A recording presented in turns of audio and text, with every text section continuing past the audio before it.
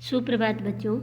आज हम कक्षा 8 का भूगोल विषय का पाठ 3 खनिज और शक्ति संसाधन का आगे का प्रकरण ऊर्जा के परंपरागत स्रोत, इसके बारे में पढ़ेंगे। इससे पहले वाली वीडियो में हमने पढ़ा था कि किरी नाम की एक लड़की सुकांत से काले स्थान को देखकर ये पूछती है कि खनिज क्या होते हैं। तब सुकांत उसे ये बताता है कि प्राकृतिक रूप से प्राप्त होने वाला पदार्थ जिसका निश्चित रासायनिक संगठन हो वह खनिज कहलाता है। फिर हमने खनिज के प्रकार पढ़े। 2 प्रकार होते हैं, धात्विक और अधात्विक। धात्विक वो होती है जिसमें चमक होती है और अधात्विक में चमक नहीं होती। जो धात्विक धातुएं हैं वो कच्चे रूप में मिलती हैं और कठोर होती हैं, और अधात्विक जैसे पत्थर वगैरह ये धातुएं नहीं होती हैं। फिर हमने देखा था धात्विक के 2 रूप होते हैं, लोह जिनमें लोहा होता है और अलोह जिसमें लोहा नहीं होता, यानी सोना, चांदी, तांबा, सीसा आदि। इसके बाद हमने पढ़ा खनिजों का निष्कर्षण, यानी खनिजों को हम बाहर कैसे निकालते हैं। तो इसकी 3 विधियाँ थी, खनन, प्रवेदन और आखनन। खनिजों को बाहर निकालना ही खनन होता है। अगर कम गहराई में निकालते हैं तो उसे विवरित खनन, और अगर ज़्यादा गहराई से निकालना पड़े तो कूप की खनन। और प्रवेदन होता है कि कूपों की खुदाई करना, जिसे पेट्रोल और गैस निकालते हैं, वो प्रवेदन होता है। और जो आसानी से खोद कर निकाले जाएं वो आखनन होता है। इसके बाद हमने खनिजों का वितरण पढ़ा कि पूरे विश्व में कई प्रकार के खनिज हैं और इनका वितरण है वो असमान है। फिर हमने इसका उपयोग कि खनिज हमारे उद्योगों में, आभूषण बनाने में, भवन निर्माण में, रसोई घरों में, सभी में काम आते हैं। और संरक्षण, फिर हमने देखा कि खनिज के जो बनने की प्रक्रिया है उसमें तो बहुत समय लगता है, और जो मनुष्य है इनका उपयोग क्या कर रहा है, बहुत तेज़ी से कर रहा है। इसीलिए हमें खनिजों का संरक्षण करना आवश्यक है। और ये कैसे हो सकता है कि अगर हम धातुओं का पुनर्चक्रण करें। तो आज हम पढ़ेंगे कि ऊर्जा के स्रोत और उसमें भी परंपरागत स्रोत। तो सन्नी की माँ अपने दिन की शुरुआत गीजर के बटन दबाने से करती है। वह सन्नी को जगाने से पहले उसके विद्यालय की वर्दी पर इस्त्री करती है। इसके बाद वह उसके लिए ब्लेंडर में 1 गिलास संतरे का जूस तैयार करने के लिए रसोई घर में तेज़ी से पहुँचती है। सन्नी, क्या आपने स्नान कर लिया? आओ और अपना नाश्ता करो। तो सन्नी के लिए गैस स्टोव पर नाश्ता बनाते हुए उसकी माँ उसे पुकारती है। विद्यालय जाते समय सन्नी बत्तियों और पंखों के बटन बंद करना भूल जाता है। माँ उन बटनों को बंद करते समय यह सोचती है कि शहरों में जीवन आरामदायक प्रतीत होता है, लेकिन ये जो विद्युत उपकरण हैं वो सभी बिजली की खपत करते हैं। पर अधिक से अधिक निर्भरता मांग और पूर्ति के बीच विशाल अंतर पैदा करती है। यानी इन बिजली की जो मांग है वो तो है अधिक, और जो बनने की यानी उसकी पूर्ति है वो कम। इस वजह से उनमें अंतर है। तो विज्ञान और प्रौद्योगिकी के नए प्रचलन से जीवन शैलियों में बहुत तेज़ी से परिवर्तन आ रहे हैं। शक्ति अथवा ऊर्जा हमारे जीवन में बहुत ही महत्वपूर्ण भूमिका निभाते हैं। हमें उद्योग, कृषि, परिवहन, संचार, प्रतिरक्षा के लिए भी शक्ति की आवश्यकता होती है। ऊर्जा संसाधनों को विस्तृत रूप से हम परंपरागत और गैर परंपरागत संसाधनों में वर्गीकृत करेंगे। तो पहले एक यहाँ सारणी देख लेते हैं हम। ये है ऊर्जा के परंपरागत स्रोत। परंपरागत स्रोत वो होते हैं जो हम लंबे समय से उपयोग में लाई जा रहे हैं।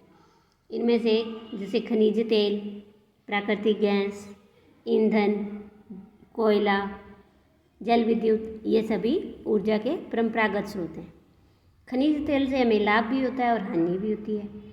लाभ तो ये है कि ये आसानी से हमें एक स्थान से दूसरे स्थान पर परिवहन कर सकते हैं, ठीक है। और लाभ और नुकसान क्या होगा कि जो तेल है, गैस है, इनके रिसाव से ऑक्सीजन का अपक्षय होता है। इसके अलावा देखो कि प्रदूषक के कारण क्या है, अम्लीय वर्षा होती है। तेल और कोयले से अधिक स्वच्छ होती है हमारी प्राकृतिक गैस, और तेल से सस्ती भी होती है। ईंधन आसानी से प्राप्त होता है और ज़्यादातर लोगों को ये ऊर्जा भी प्रदान करता है। कोयला बहुत बड़े रूप में उपलब्ध है और कोयले से बिजली भी बनती है।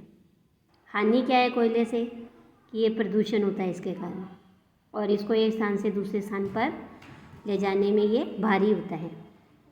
ईंधन से क्या हानि होती है कि संग्रहण करने में समय अधिक लगता है।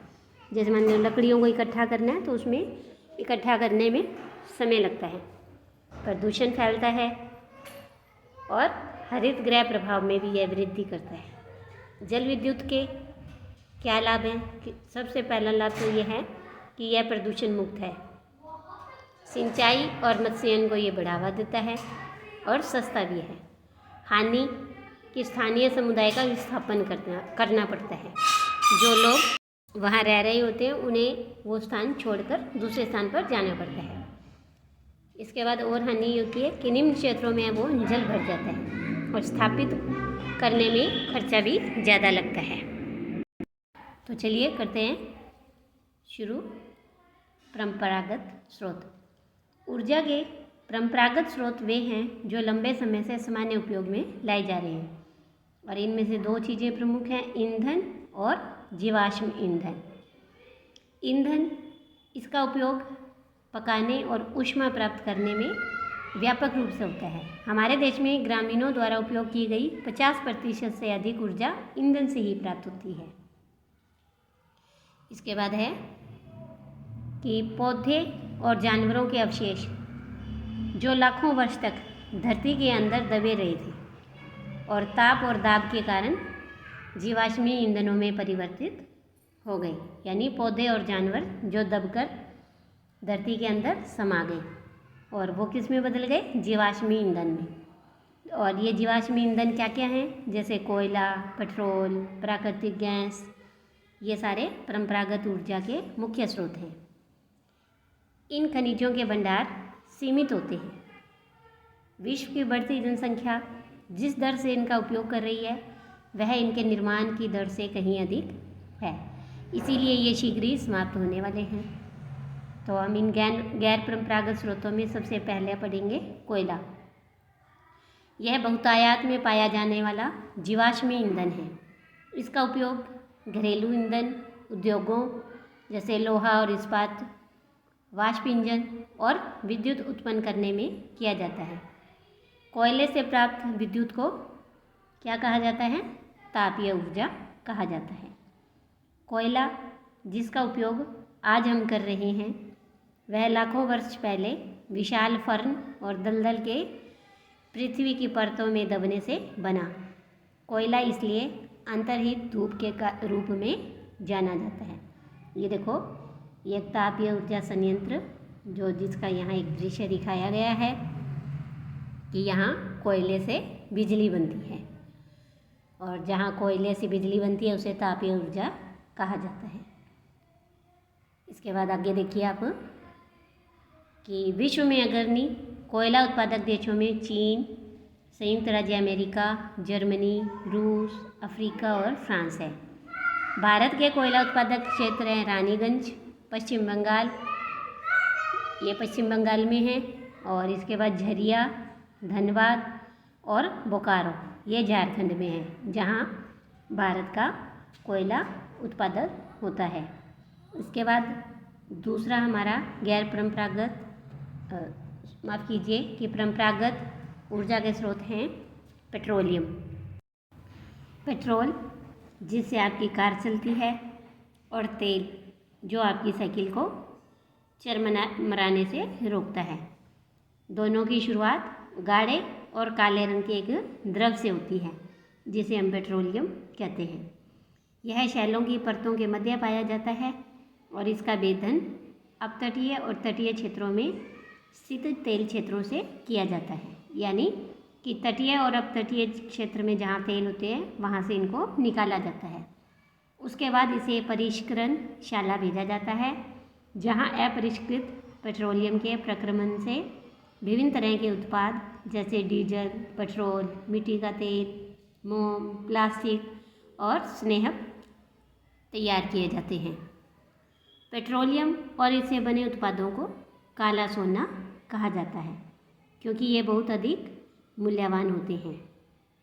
पेट्रोलियम के मुख्य उत्पादक देश होंगे ईरान, इराक, सऊदी अरब और कतर।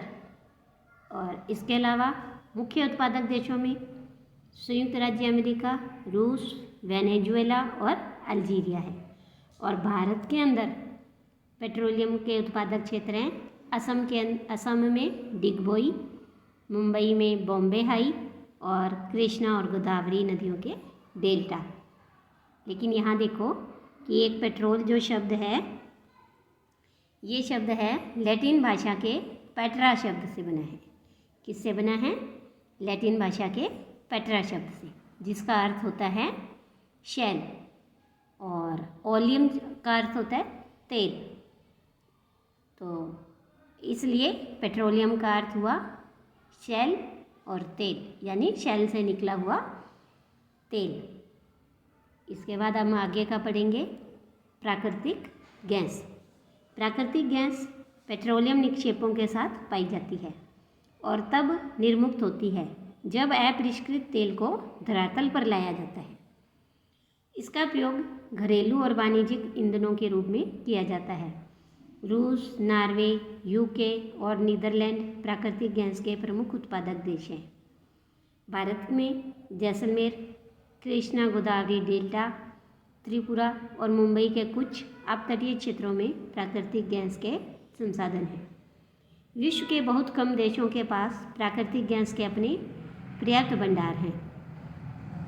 देखो प्राकृतिक गैस क्या होती है कि ये इसे हम CNG कहते हैं, और ये पर्यावरण हितैषी ऑटोमोबाइल ईंधन है, यानी इससे प्रदूषण कम होता है, क्योंकि यह पेट्रोलियम जो है और डीजल की तुलना में कम प्रदूषण करती है, इसीलिए इसे पर्यावरण हितैषी गैस भी कहा जाता है।